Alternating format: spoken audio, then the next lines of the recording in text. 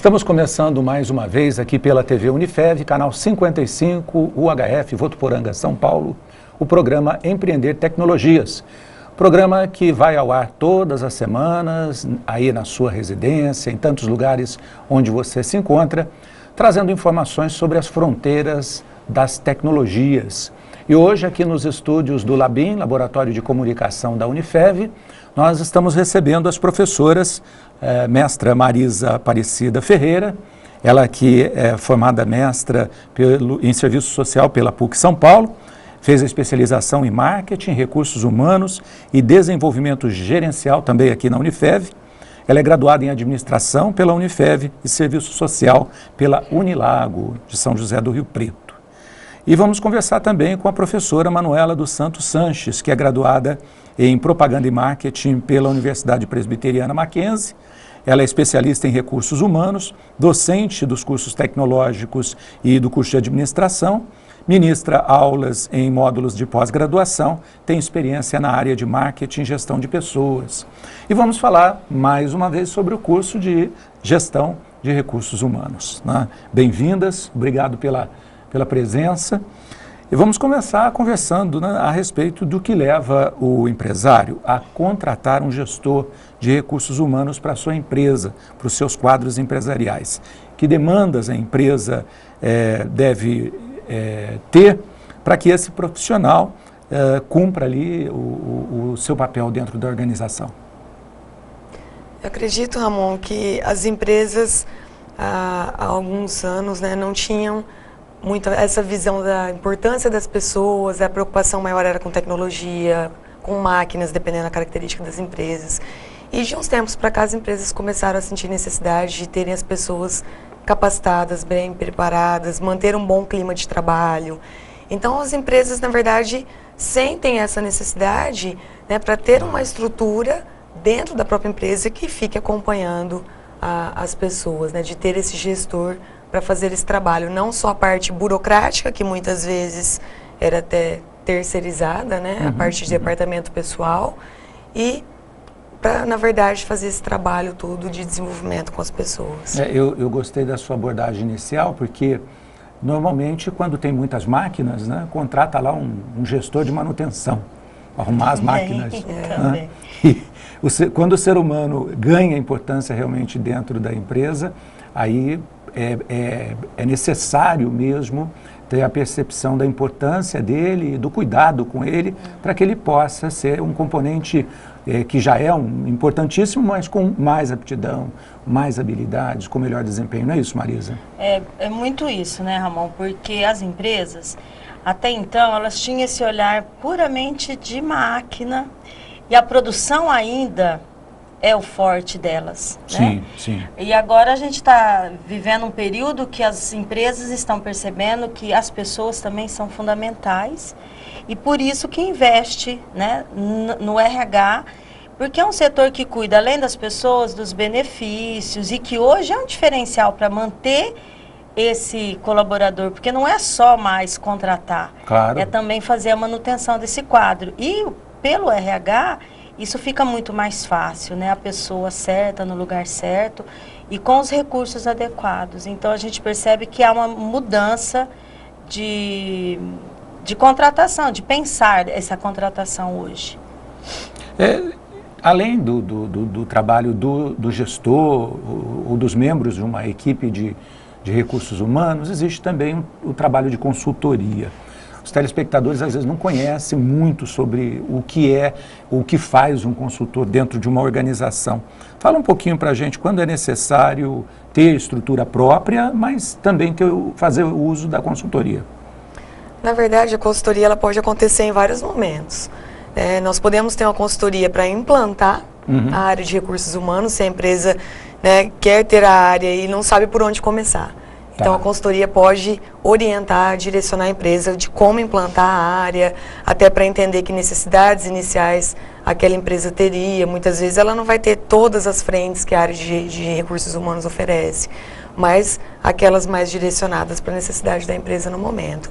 Em outros momentos, o consultor também pode ajudar uma empresa que já tem a área, mas que tenha dificuldade de implantar algum processo. Então, hoje a gente sabe que é muito difícil, até em grandes empresas, você ter especialistas dentro de uma equipe de recursos humanos em várias áreas, como um plano de carreira, a parte de benefícios, como a Marisa colocou, cargos e salários.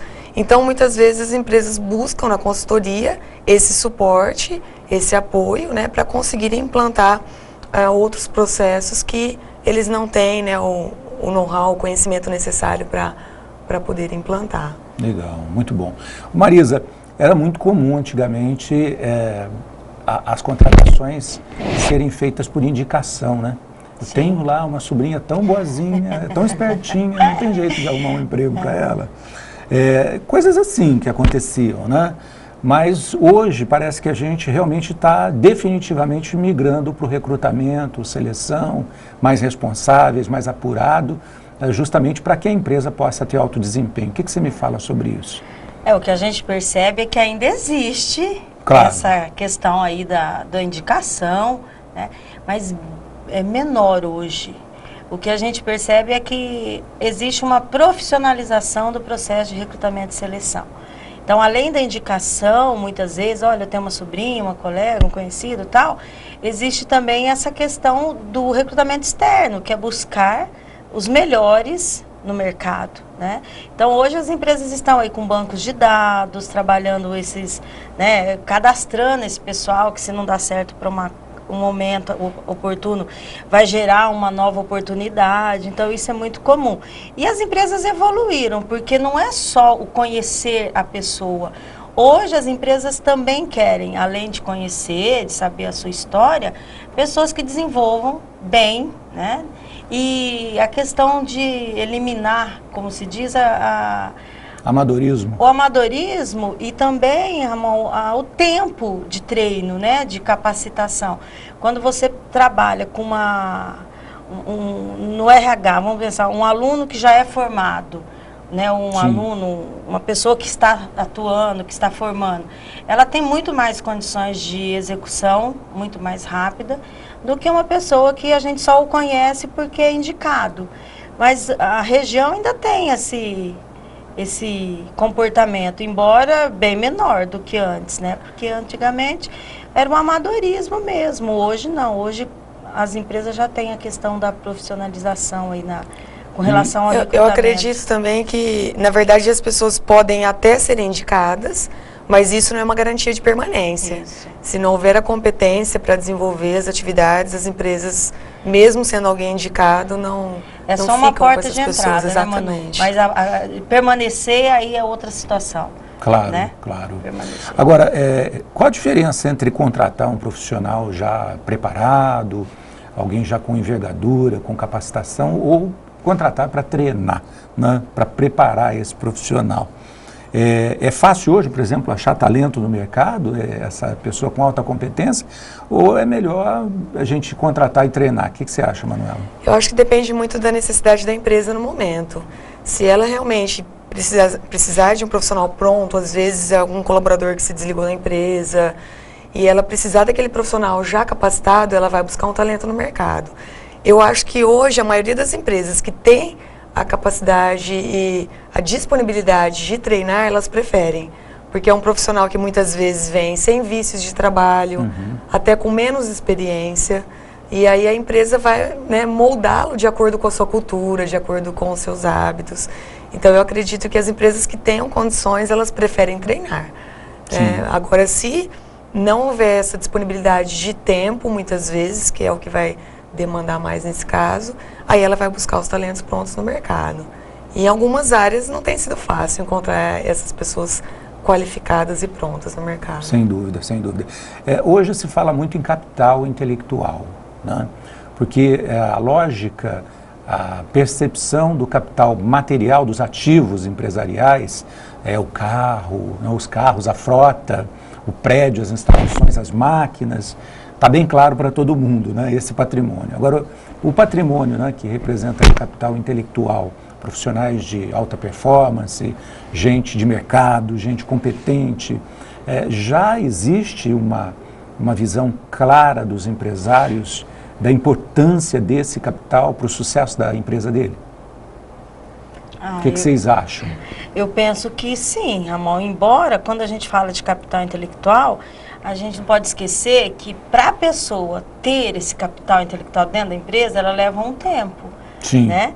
Porque falar... E tem que investir. Exatamente. Então, assim, isso é a minha forma de pensar, né? Depois sim. a Manuela pode contribuir também.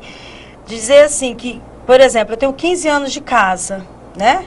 Então, o capital intelectual que eu acumulei em 15 anos é quase que humanamente impossível passar para quem está chegando. Sim, né? A gente troca experiência e tal. Então, as empresas, elas estão investindo nesse pessoal para permanecer, porque é cultura, é o entendimento daquela empresa. Agora, esse capital intelectual, ele tem que estar também atualizado. Porque do contrário, eu comecei assim, eu faço assim, né? A coisa vai ficar do jeito que é. Vai obsolecer. Então, também não vai funcionar. Agora, pensar numa empresa com uma geração todinha nova, aí perde o intelectual, que é esse conhecer, essa parte da cultura. Pelo menos a minha forma de visualizar. Claro. Porque eu já estive numa empresa que teve esse processo de renovação e renovou tudo. Perderam todos aqueles que conhecia. Isso é o intelectual da empresa, é o conhecer, é o saber fazer, conhecer cada processo. Né? Porque eu estou chegando, eu posso visualizar, dar palpites, mas muito diferente de quem realmente está ali e conhece aquilo desde o início. Sem então, dúvida. É uma situação complicada, assim, né? Não é normal, não é simples pensar no capital intelectual das empresas. E mesmo porque hoje tem que investir. E nem sempre as empresas estão ou dispostas ou têm condições do investimento necessário. Com certeza, nessa área certeza. Então, fala um pouquinho também para a gente sobre essa gestão do capital intelectual. Então, eu vou assim, olhar agora sobre o outro aspecto, Ramon. Eu acho que nós falamos do empresário, eu acho que falta uma visão dos próprios profissionais, que a cobrança do mercado vai ser cada vez maior em cima de performance, de resultados, de desempenho.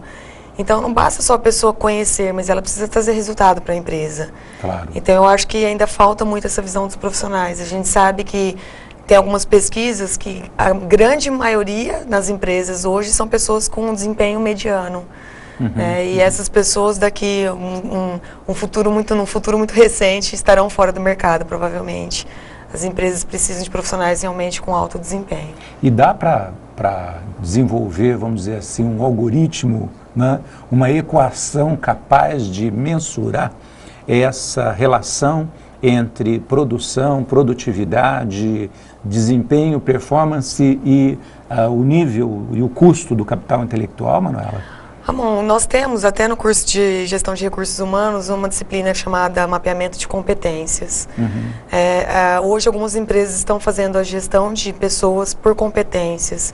Então a empresa determina quais são as competências necessárias, quais são as habilidades técnicas necessárias para o desempenho da função. E aí toda avaliação de desempenho, tudo isso é medido de acordo com as competências que a empresa deseja que o profissional tenha. Bacana. Então hoje já é possível sim medir, saber o nível que a pessoa está, qual a lacuna que ela tem a ser preenchida, seja por um treinamento, por outras práticas, para que ela possa atingir o nível desejado. Então tanto o colaborador sabe se ele está ou não no nível que a empresa deseja, e a empresa também acompanhando esses colaboradores para saber o resultado que eles trazem. Muito bom.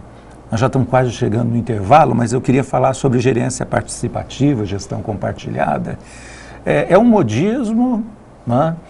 Tá sendo realmente praticado, está sendo integrado à vida das empresas, está acontecendo a participação ou não? Ou precisa avançar muito? O que vocês acham? Bom, depende muito, na minha forma de ver, o tamanho da empresa, né, Ramon? Claro. Porque nós temos um perfil na nossa região de empresa com gestão familiar. Isso é fato, né? Claro. E aí a gente faz um trabalho no curso de administração de estágio, e aí os alunos, assim, são todos filhos de donos de empresa. Sucessores. Serão sucessores, estão se formando para isso e tal. Então fica complicado se a gente pensar nessa pequena empresa, né? Por ser gestão familiar, para romper com essa gestão.